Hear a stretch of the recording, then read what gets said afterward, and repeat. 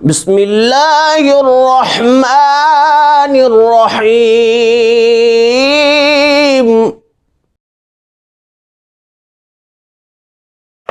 مرزا محمد علی جیلمی جیسا بے وقوف انسان جو کہتا ہے یہ بابے ہیں اور ان بابوں کا کچھ بھی اعتبار نہیں ہے، ان بابوں نے کوئی دین کی خدمت نہیں کی ہے، انہوں نے قرآن کی کوئی خدمت نہیں کی ہے، اسے کیا معلوم کہ داتا علی حجویری کی کشف المحجوب ایک طرف اور تمہاری زندگی کے مطالعے اور سٹڈی ایک طرف۔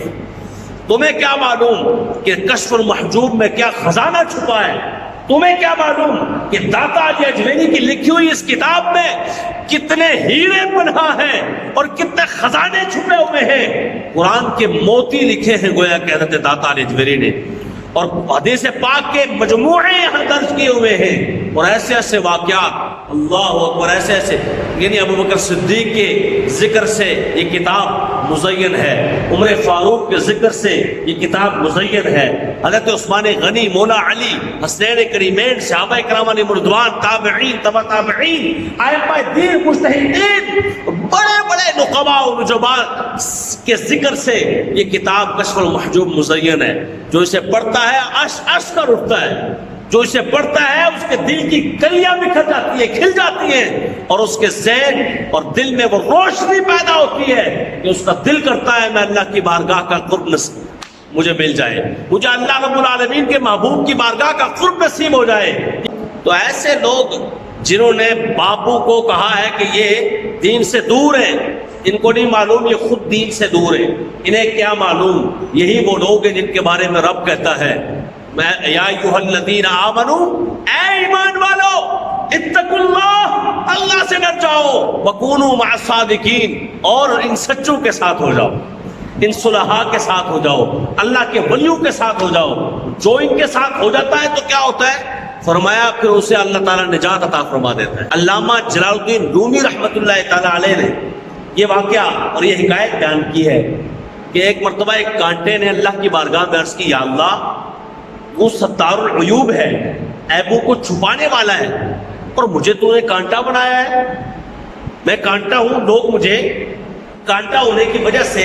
میری مثالیں عجیب عجیب سی دیتے ہیں، کہتے ہیں جی ہم کانٹے کی طرح نہیں ہیں، کانٹا مت بنو، کانٹے کی طرح نہ رہو، پھول کی طرح بن جاؤ۔ تو کانٹے کی مثالیں دیتے ہیں، کانٹے سے نفرت ہوتی ہے، کانٹے سے دوری اختیار کرتے ہیں، تو میرا یہ گویا کہ کانٹا ہونا عیب ہے، اور یا اللہ تو ستار العیوب ہے، عیبوں کو چھپانے والا ہے،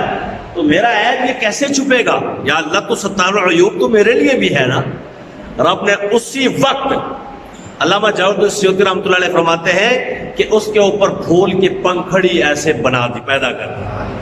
پھول کی پنکھڑی پیدا کر دی، اور اب فرمایا دیکھو پھول کی پنکھڑی کے اب تم دامن میں آ گئے ہو، جب دنیا تذکرہ کرے گی پھول کا اور کہے گی کہ جناب پھول کی طرح بنو، تو کانٹا خوش ہو کے کہے گا ہاں کانٹے بھی وہی رہتے ہیں جہاں پھول ہوتے ہیں،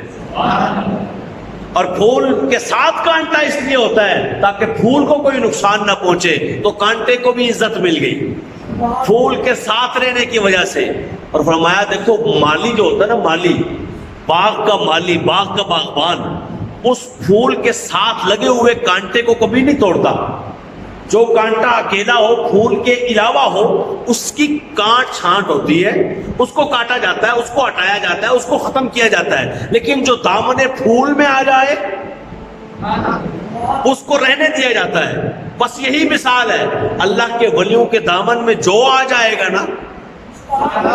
اسے باغ کا باغبان، باغ کا مالی رہنے دے گا، کانٹا صحیح پر پھول کے ساتھ جو ہوا۔